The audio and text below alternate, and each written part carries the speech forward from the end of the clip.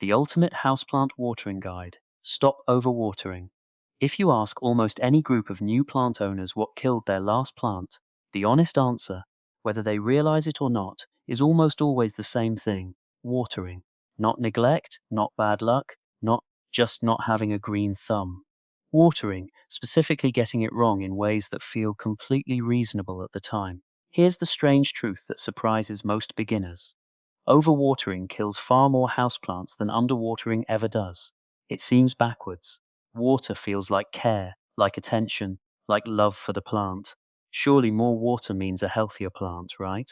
But plants don't actually need constant water the way people assume. They need water at the right time, in the right amount, based on what that specific plant actually requires, not based on a fixed schedule that feels responsible, but often does far more harm than good.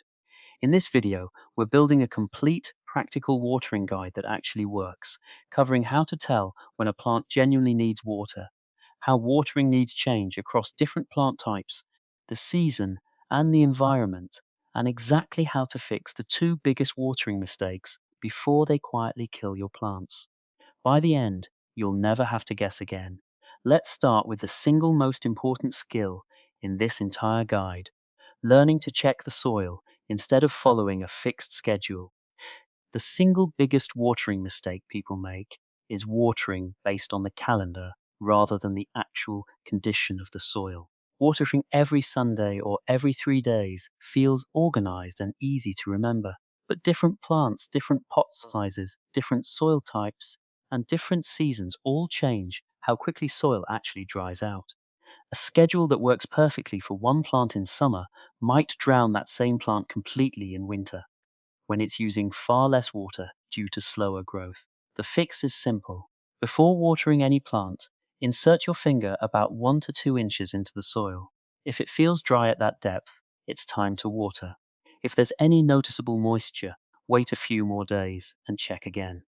This single habit alone eliminates the vast majority of overwatering problems, because you're responding to what the plant actually needs in that specific moment, rather than a routine that was never designed with that particular plant in mind. Now let's break down watering needs based on different plant categories, because not all plants are built the same way. Succulents and cacti, like jade plants, aloe vera, and echeveria, store significant amounts of water in their thick, fleshy leaves and stems, which means they need infrequent watering, typically once every 1 to 2 weeks, and considerably less during winter. These plants evolved in arid environments, and their biggest enemy is consistently moist soil, which quickly leads to root rot. When in doubt with a succulent, always wait longer rather than watering sooner. Tropical foliage plants, like pothos, philodendron, and monstera, generally prefer their soil to dry out about halfway before their next watering, roughly once a week during the growing season, though this varies based on your specific home's humidity and light levels. These plants come from environments with regular rainfall, but also excellent natural drainage, so consistent moisture without waterlogging is the goal. Ferns, like Boston ferns and maidenhair ferns, are the exception to the let it dry out rule. These plants generally prefer consistently moist, though never soggy, soil, and they're also far more sensitive to low humidity than most other houseplants. Letting a fern's soil fully dry out is one of the fastest ways to see crispy, browning fronds within just a few days. Snake plants and ZZ plants fall into their own category of extreme drought tolerance, needing water only once every 2 to 3 weeks, sometimes even less during winter. These plants are far more likely to suffer from too much water than too little, and honestly thrive on a certain amount of benign neglect. Now let's talk about how the seasons change everything, something most watering schedules completely ignore. During spring and summer, most houseplants are in active growth, using more water and energy as they produce new leaves and roots. This is when watering frequency should be at its highest for most plant types, though highest still means checking the soil first rather than watering blindly more often. During fall and winter, most plants enter a slower semi-dormant growth phase due to shorter days and lower light levels.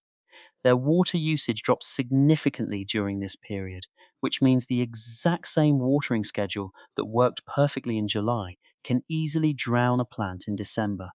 This seasonal shift is one of the most commonly overlooked reasons plants that survived all summer suddenly start declining once winter arrives. Let's talk about how your specific environment changes watering needs too. Because two identical plants in two different homes can have completely different requirements. Higher humidity environments, like bathrooms or naturally humid climates, slow down soil evaporation, meaning plants in these spaces typically need watering less frequently than the same plant would in a dry, low humidity room. Homes with central heating or air conditioning running constantly tend to dry out soil much faster, requiring more frequent watering, particularly during winter months when heating systems run continuously.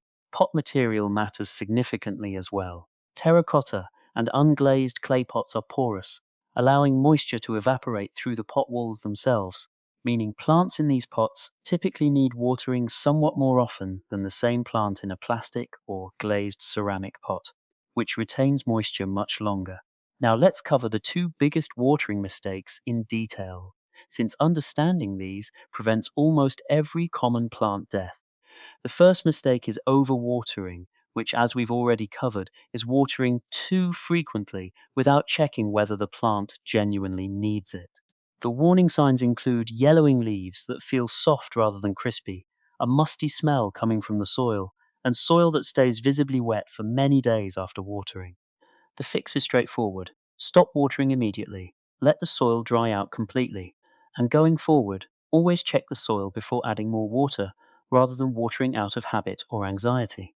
The second mistake is underwatering, which, while less common as a cause of death, still causes real stress to plants when it happens repeatedly. The warning signs include leaves that feel dry, crispy, or curl inward, soil that pulls away from the edges of the pot, and a general wilted appearance that improves noticeably within hours of watering. The fix here is simply establishing a more consistent soil check routine, rather than letting the plant go so long between waterings that it becomes visibly stressed each time. Let's also cover the correct technique for actually watering a plant, because how you water matters almost as much as when. Always water thoroughly until water actually flows out of the drainage holes at the bottom of the pot, rather than giving small, shallow amounts of water on the surface. Shallow watering only moistens the top layer of soil while leaving the deeper roots dry, encouraging roots to grow upward toward the surface rather than developing a strong, deep root system. Always allow excess water to drain away completely, and never let a pot sit in a saucer full of standing water for extended periods, since this essentially recreates the exact waterlogged conditions that cause root rot in the first place. Water in the morning when possible, since this gives the plant the full day to absorb moisture and allows any excess surface moisture on leaves to evaporate before nighttime. When cooler, more humid conditions